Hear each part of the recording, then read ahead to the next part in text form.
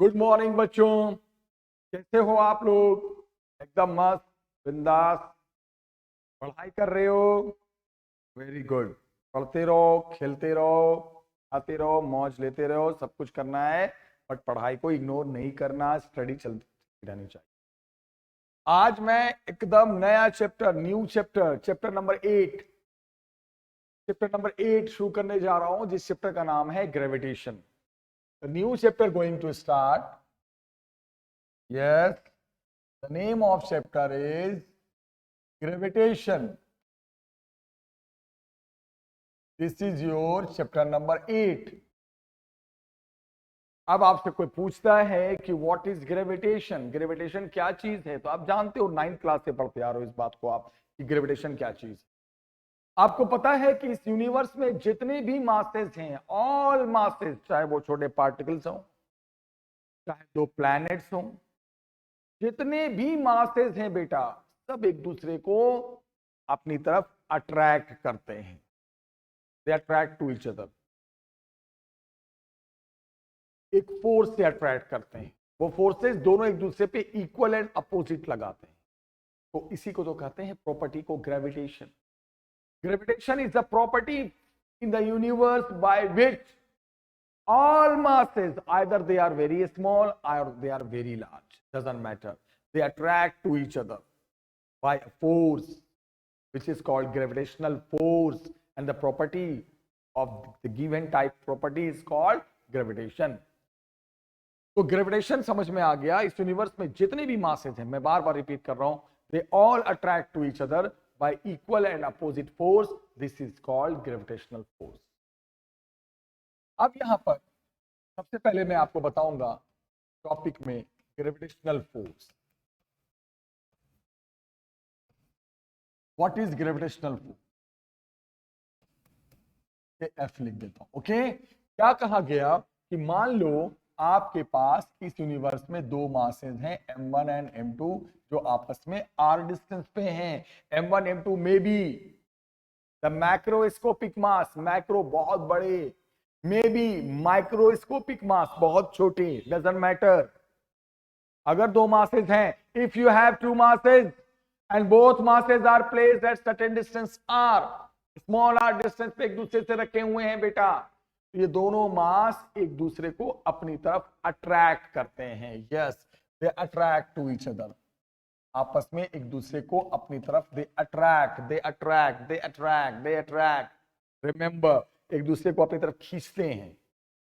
तो जिस फोर्स से अट्रैक्ट करते हैं उसे ग्रेविटेशनल फोर्स कहते हैं। और ये फोर्स कहते हैं एक तो दोनों मास के प्रोडक्ट के डायरेक्टली होता है। रिमेंबर, एक मास पे डिपेंड नहीं करता, दोनों मास के प्रोडक्ट पे डिपेंड करता है। सेकेंड, जो भी इनके बीच डिस्टेंस है, इसके स्क्वायर के इनवर्सली होता है। डिस्टेंस के नहीं, डिस्टेंस के स्क्वायर के इनवर्सली होता है। डिस्टेंस जितना ज्यादा, ये फोर्स का इफेक्ट उतना कम। डिस्टेंस जितना कम, इस फोर्स का इफेक्ट उतना ज्यादा। रिमेंबर, और इसे कहते हैं product law. This is called product law. This is called product law and this is called inverse square law. Inverse square law, inverse square law. क्यों? डिस्टेंस के स्क्वायर के इनवर्स है force, inverse square law. Masses के product के, तो दो law पे depend करता है, product law of mass and inverse square law of distance. और when you will combine both the relation, you will find it force directly proportional to m1 m2 upon r square. And you know very well कि जब जब proportional sign आ जाए और जब जब proportional sign हटेगा, remove होगा, तो उस समय एक कांस्टेंट आता है। दैट कांस्टेंट इज, यहां पर इसे g कहते हैं, और फॉर्मूला बन गया फोर्स का g m1 m2 by r square. This is the formula of gravitational force, G m1 m2 by r square. Remember, यही वो फॉर्मूला है जिस फॉर्मूले से इस यूनिवर्स के जितने भी मासेस हैं, सारे के सारे मासेस एक दूसरे को अपनी तरफ क्या करते हैं? अट्रैक्ट करते हैं। बेटा क्या करते हैं बच्चे? अट्रैक्ट करते हैं। They attract to each other, याद रखें। और ये जो कांस्टेंट है, इस कांस्टेंट को हम कहते हैं ग्रेविटेशनल कांस्टेंट।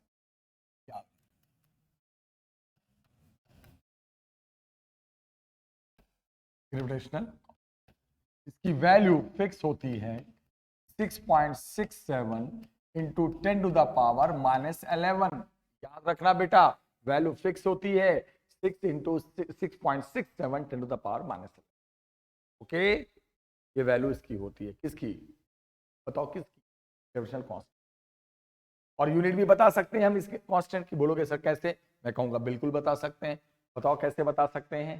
सोचो, आप इसकी यूनिट निकालनी है, कभी भी कांस्टेंट की किसी की यूनिट निकालनी है तो क्या करते हैं बेटा, इसको अलग करो पहले। F into R square upon क्या हो गया, M1 इंटू M2, अपने आप यूनिट आ जाएगी।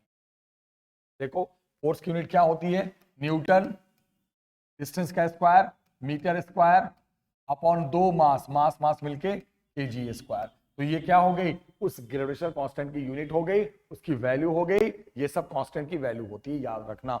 और ये यूनिवर्सल, इसको लोग कहते हैं ये यूनिवर्सल कांस्टेंट होता है। यूनिवर्सल का मतलब ये हुआ कि ये ऐसा कांस्टेंट है जो ऐसा नहीं कि प्लैनेट बदल दिया तो बदल गया। नो, ये कांस्टेंट कभी चेंज नहीं होता, इट ऑलवेज रिमेन्स फिक्स्ड। तो ये है कांस्टेंट की वैल्यू, उसकी यूनिट, ये सब चीज याद रखना। And this is your gravitational force which act between the two masses, nature wise attractive होते हैं, जो एक दूसरे पे फोर्स लगाते हैं, एक दूसरे को अट्रैक्ट करते हैं। ये फोर्सेस इक्वल एंड अपोजिट होते हैं, ऑलवेज इक्वल एंड अपोजिट। जितना ये लगाएगा उतना ही ये लगाएगा। ऊपर एरो साइन लगा देता हूं क्योंकि ये वेक्टर है, तो डायरेक्शन भी समझ में आनी चाहिए। इसी को कहते हैं ग्रेविटेशनल फोर्स। फोर्स का फॉर्मूला, फोर्स का कॉन्सेप्ट। तो फोर्स याद रखना Gm1 m2 by R square. Constant की वैल्यू याद रखना, यूनिट, कांस्टेंट का यूनिट याद रखना। सब तो सिंपल है, कुछ नया है। अब मैं आपको थोड़े बहुत इस पे का 2 एग्जांपल बता देता हूं, क्वेश्चंस करा देता हूं, ताकि ये थोड़ा सा और अच्छे से क्लियर हो जाए। तो बेटा, तो समझ में आ गया आपको? अब जरा कुछ एग्जांपल्स देखते हैं।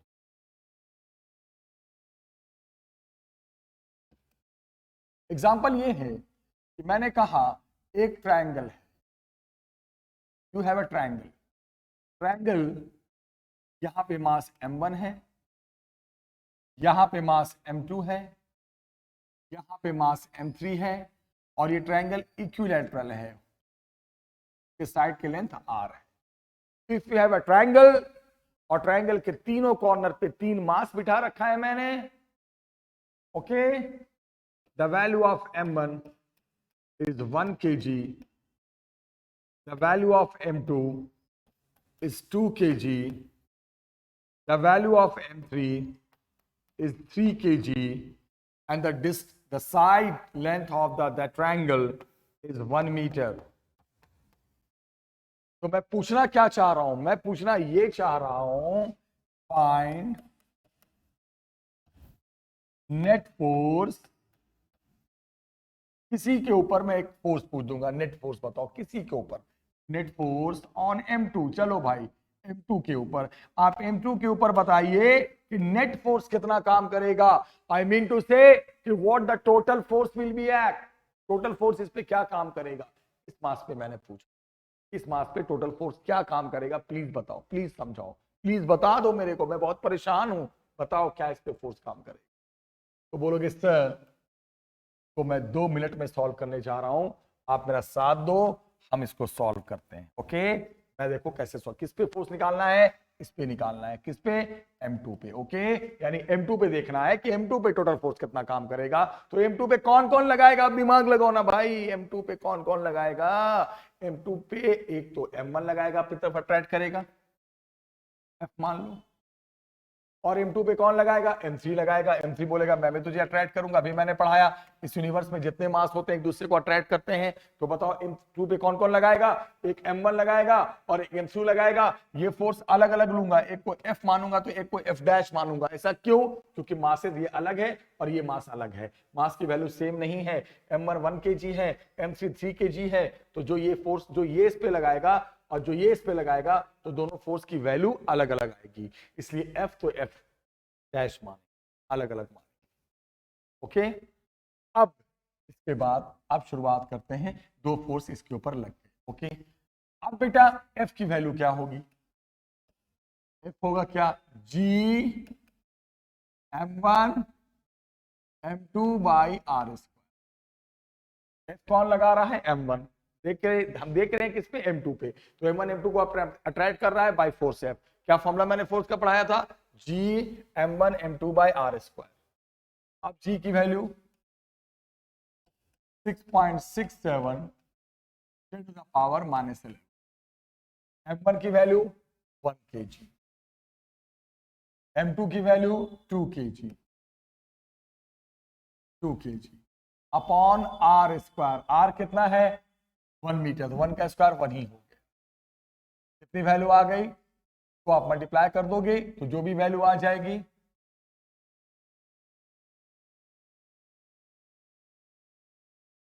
12.34 इंटू 10 द पावर -11 न्यूटन। कैसे आया? 6.67 इंटू 2 कर दो, देखो शायद इतना ही आ जाए। ओके, 12 नहीं 13 आ जाएगा। वो तो आपको कैलकुलेशन होता है यार, वो तो आप खुद से कर सकते हो, इसलिए क्या परेशान। ओके, राउंड फिगर करना है, राउंड फिगर कर दो, 13.3 कर दो, 4 को उड़ा दो। कोशिश क्या करो, राउंड फिगर ही कर दो। जब वैल्यू बहुत बढ़िया है ना तो डिसिमल के बाद एक ही वैल्यू रखा करो। ये तो हो गया F। अब F डैश कौन लगा रहा है? हम तो इसके ऊपर देख रहे हैं, तो इसके ऊपर अगला फोर्स कौन लगाएगा? M3 लगाएगा। तो MC जो लगाएगा इसके ऊपर, उसको हमने F डैश माना है। क्या हो जाएगा? G M2 M3 upon R square. Obviously क्या हो गया? F डैश की वैल्यू क्या होगी बेटा? G का मतलब 6.67 टू द पावर -11। M2 कितना kg है? 2 kg। MC कितना है? 3 kg upon R square. R का मतलब 1। अब हमने इसको सॉल्व किया,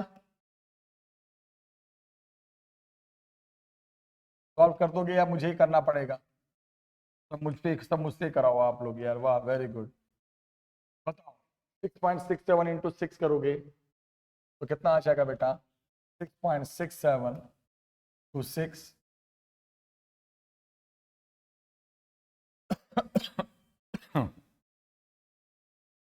देखो क्या आंसर आएगा, और -11 हो गया। क्या आ जाएगा? मल्टीप्लाई करो, क्या आ जाएगा? 6.67 इंटू 6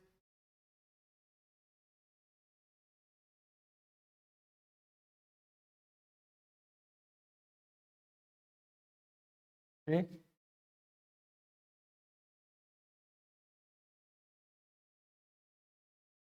आ गया 40 टू 10 द पावर -। सॉल्व करना बच्चों वाली बात है यार, इसमें क्या टाइम वेस्ट करना। ओके, जो भी आना हो सकता है, ऊपर नीचे मिस्टेक हो सकता है कैलकुलेशन में, वो देख लेना। तो क्या क्या वैल्यू आ गई? F की वैल्यू आ गई, F डैश की वैल्यू आ गई। यानी इस पे किसने किसने फोर्स लगाया? M1 ने F माना, M3 ने जो उसको अट्रैक्ट किया F डैश। इस पे फोर्स देखना है, इस पे कौन कौन लगाएगा? एक ही अट्रैक्ट करेगा, एक ही अट्रैक्ट करेगा। दोनों फोर्स की वैल्यू हमने फॉर्मूले से निकाल दी। अब बताओ, ये दोनों फोर्स तो साइंस में कोई भी चीज जो वेक्टर होते हैं, वेक्टर किसे कहते हैं? जिसकी डायरेक्शन होती है उसे वेक्टर कहते हैं, ऑब्वियसली उसे वेक्टर कहते हैं।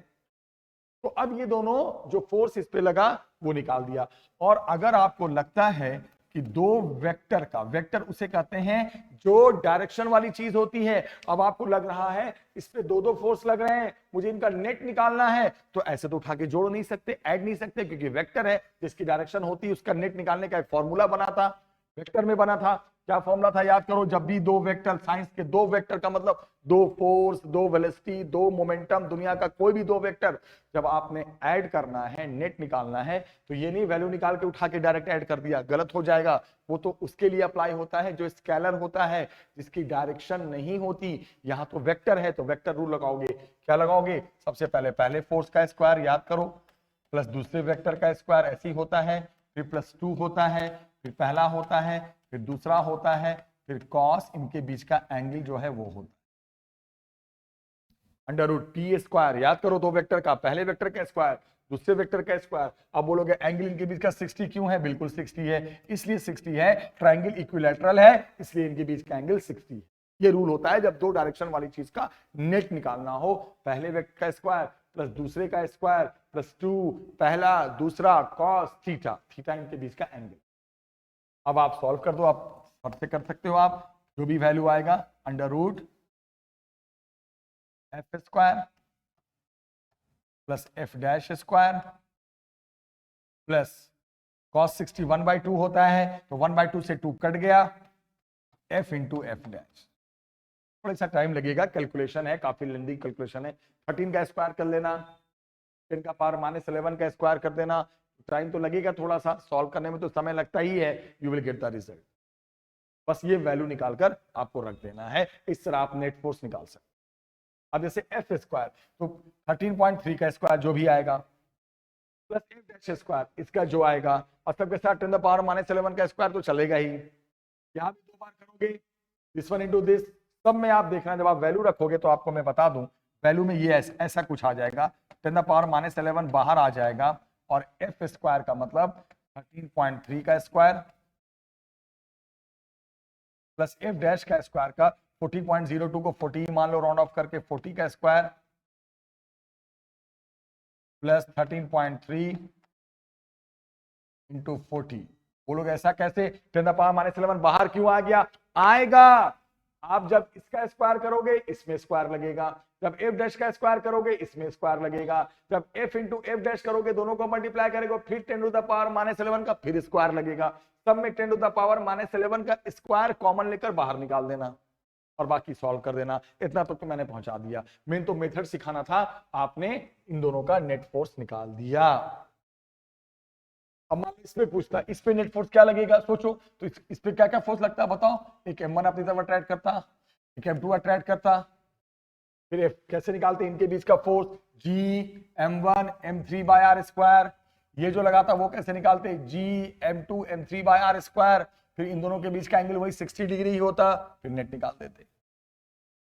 कभी भी दो वेक्टर, दो डायरेक्शन वाली चीज का नेट, आपको पता है वेक्टर में पढ़ा था, ऐसे निकालते हैं। तो ये ग्रेविटेशन का एक छोटा सा फोर्स पे क्वेश्चन था, जो मुझे होप है, उम्मीद है कि समझ में आ गया। एक क्वेश्चन और करते हैं, ये क्वेश्चन बहुत अच्छा है, ये भी देख लो आप, इसी फोर्स पे ही करा रहा हूं मैं, ध्यान से देखना क्या क्वेश्चन है, अच्छे से सुनो। क्वेश्चन ये है बेटा कि यहां पर अर्थ, व्हाट इज दिस, अर्थ,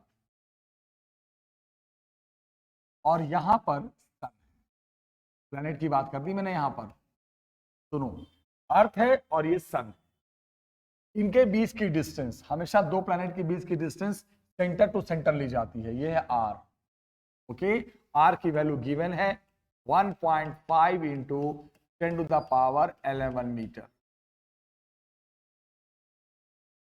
किसकी वैल्यू है, आर की, इनके बीच के डिस्टेंस की। Mass of earth is given 6 into 10 to the power 24 kg. Mass of sun is given 2 into 10 to the power 30 kg. Question क्या है, सुनने वाली बात है बेटा, आखिर सवाल क्या है, क्वेश्चन क्या है ये सुनो। एक रॉकेट है जिसका मास m है, इसको बोला गया तू जा भाई, चल जा सन की तरफ जा, भेज दिया गया।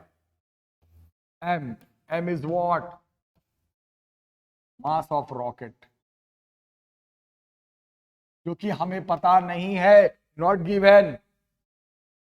उसने बोला है कि जब ये अर्थ की तरफ से एक रॉकेट सन की तरफ जा रहा होगा, तो रॉकेट पे रास्ते में कहीं पर एक ऐसा जगह मिला, एक ऐसा पॉइंट ढूंढो अर्थ और सन के बीच जहां रॉकेट पे नेट फोर्स 0 हो जाए।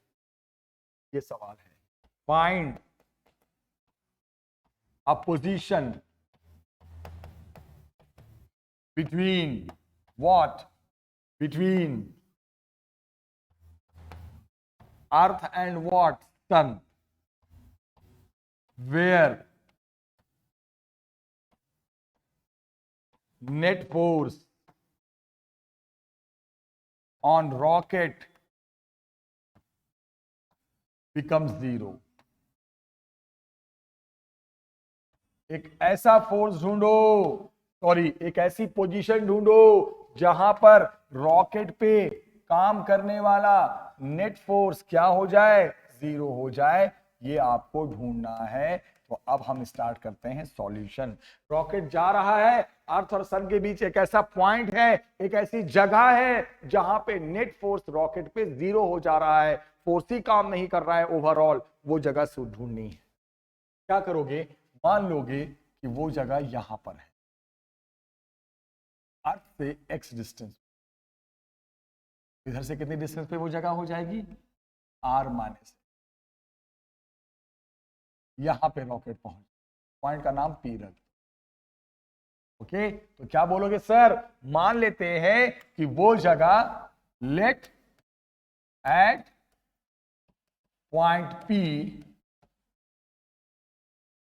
Net force on rocket become 0।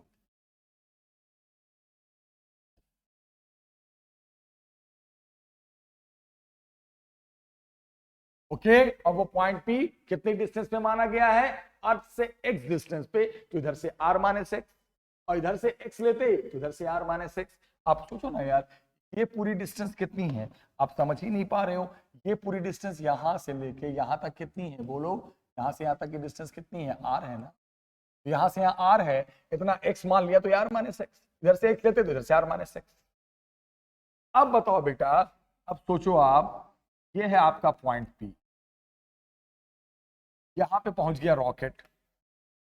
अब जब यहां पे रॉकेट पहुंच गया, और इधर कौन है, अर्थ है, मास ऑफ अर्थ है। इधर कौन है, मास ऑफ सन है। अब बताओ, जब रॉकेट पी पॉइंट पे पहुंच गया मान लो, तो यहां पे इस रॉकेट पे क्या क्या फोर्स काम करेगा, तो अभी मैंने पढ़ाया, अट्रैक्शन तो काम करेगा। इस रॉकेट को पहले तो ये अर्थ अपनी तरफ खींचेगा, फोर्स बाय अर्थ। एफी का मतलब फोर्स बाय अर्थ। रॉकेट पे पहले फोर्स, हम किस पे देख रहे हैं, फोर्स रॉकेट पे देख रहे हैं। कब, जब वो पी पॉइंट पे पहुंच गया, जहां पे हमने क्या माना है कि वहां पे नेट फोर्स 0 होने वाला है। तो पहले पी पॉइंट पे फोर्स लगेगा क्या रॉकेट पे, पहले वो बताओ। एक तो इस रॉकेट को अर्थ अपनी तरफ अट्रैक्ट करेगा, और इधर से सन अपनी तरफ अटैक करेगा। एफ के नीचे ई का मतलब force on rocket by earth. F E का मतलब क्या है, एफ ई का मतलब क्या है, फोर्स बाय अर्थ, जो अर्थ ने लगाया। एफ एस का मतलब क्या है, एफ एस का मतलब क्या है बेटा, फोर्स बाय सन।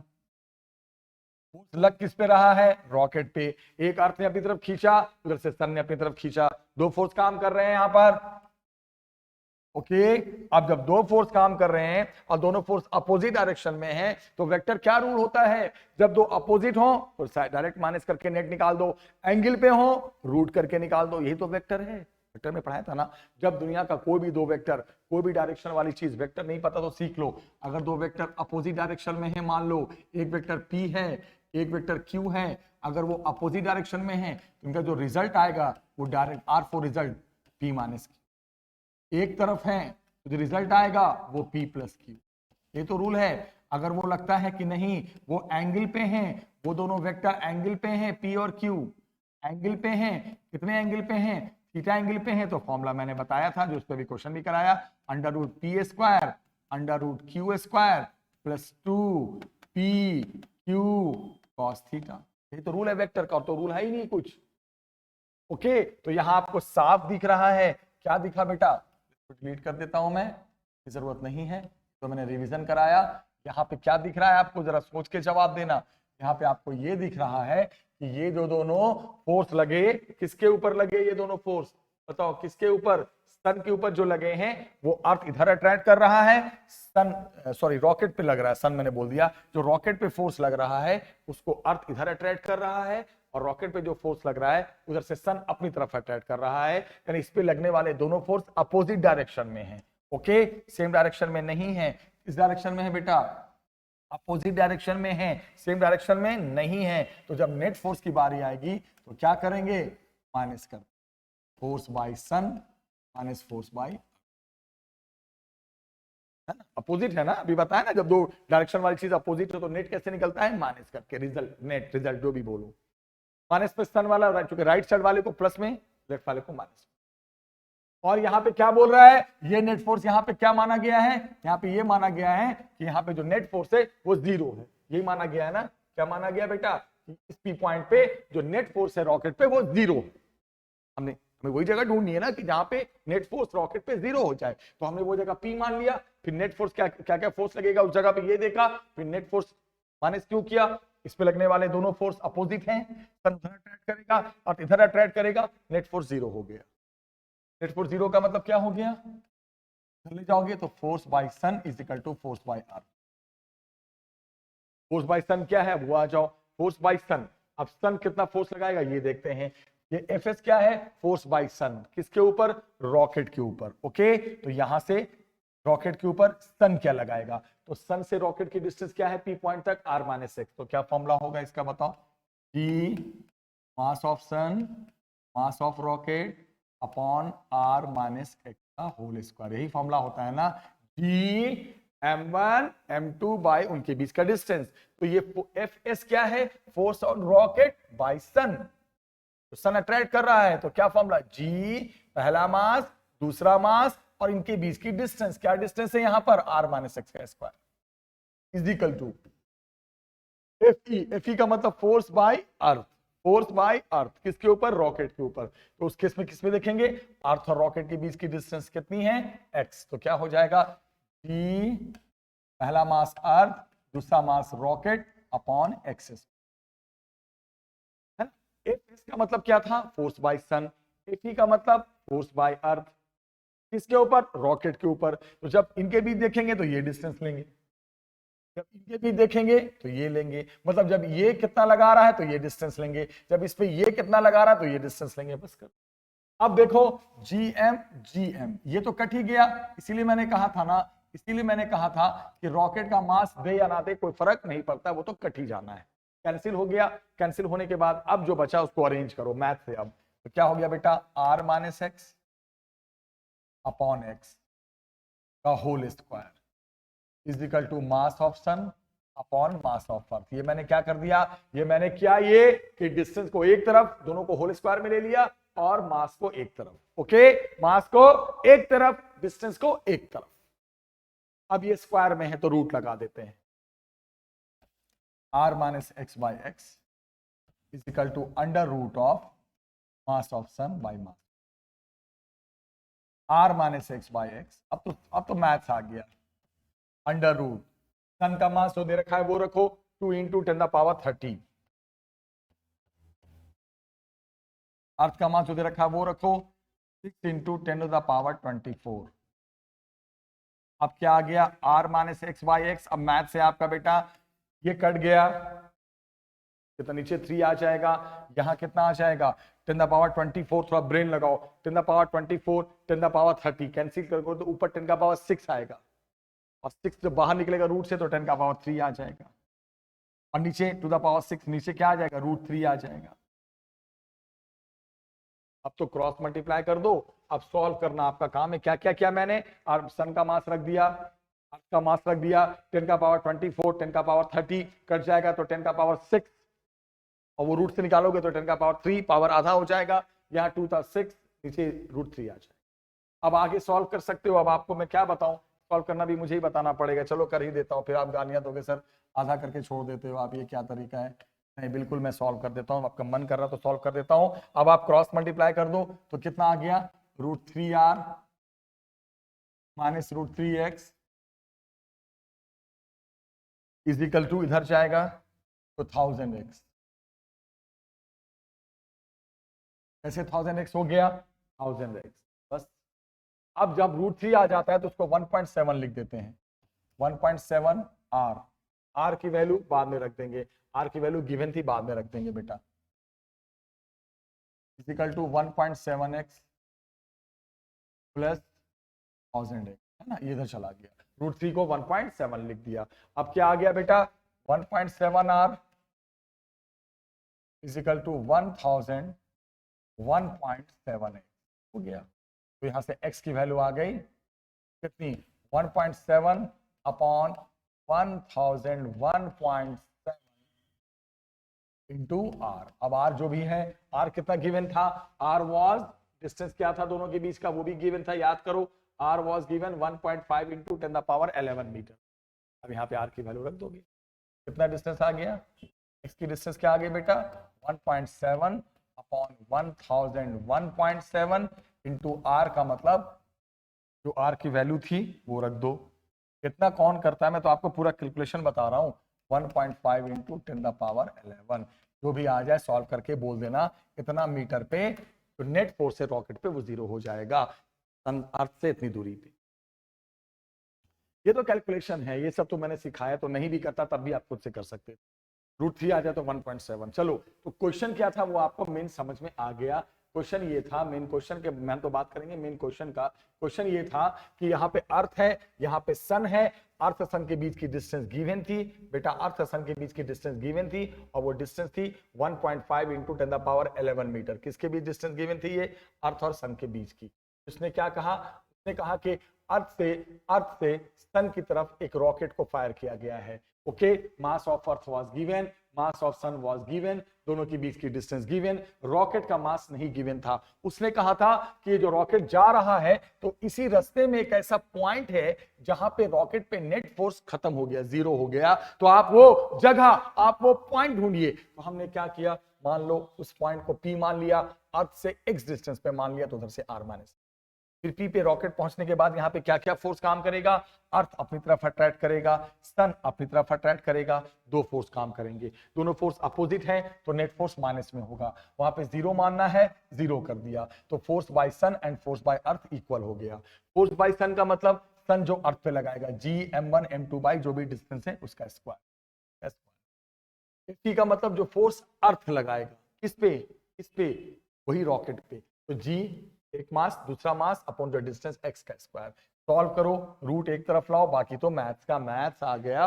और इस तरह यू कैन फाइंड कि सर वो जगह अर्थ से इतना डिस्टेंस पे, x तो मैंने इधर से माना है ना, अर्थ से इतना डिस्टेंस, सन से मानते तो सन से बोलते, इधर से x मानते तो इधर से r माइनस x हो जाता। अब मतलब सिर्फ पोजीशन बतानी है कि वो रास्ते में कहां पर नेट फोर्स 0 हो रहा है, दैट इज द क्वेश्चन। तो ये जो आप क्वेश्चन देख रहे हो, ये अभी आप फोर्स पे देख रहे हो। फोर्स का फॉर्मूला क्या मैंने बताया बेटा, Gm1 m2 अपॉन कितना r स्क्वायर। तो ये जो फोर्स है वो r स्क्वायर के इनवर्सली होता है। तो अगर आपसे कोई बोल दे कि जरा भाई r और फोर्स के बीच क्या ग्राफ बनेगा, तो इनवर्सली बनेगा, ऑब्वियसली इनवर्सली बनेगा। फोर्स और डिस्टेंस इनवर्सली है, और याद रखना कभी भी दो चीज इनवर्सली हो तो ग्राफ ऐसे ही हाइपरबोलिक बनता है, इस शेप में बनता है। इन सब बातों को याद रखना, बहुत अच्छी बात बताई गई है। फोर्स के बारे में पूरा कॉन्सेप्ट आपको सिखाया गया, ग्रेविटेशनल फोर्स के बारे में। यस, ये पॉइंट बहुत इंपॉर्टेंट है बेटा, याद रखना हमेशा, कभी नहीं भूलना, नेवर। तो क्या बताया गया, आप बताइए, फोर्स, कौन सा फोर्स, ग्रेविटेशनल फोर्स के बारे में सिखाया गया कि ग्रेविटेशनल फोर्स क्या होता है, कितना एक दूसरे पे लगाते हैं, ये सब बातों के बारे में आपके साथ डिस्कशन किया गया। और ये हमेशा याद रखना कि फोर्स वेक्टर है, अगर दो एक तरफ है नेट प्लस में, अपोजिट है माइनस में, एंगल पे है तो रूट वाले फॉर्मूले से टोटल निकलता है। तो आज की क्लास में बस इतना ही। नेक्स्ट वीडियो में हम एक नए टॉपिक के साथ आएंगे, एक्सेलरेशन ड्यू टू ग्रेविटी के साथ आएंगे और डिटेल में डिस्कस करेंगे। तब तक आप वीडियो को देखो और खूब पढ़ाई करो, खूब एंजॉय करो।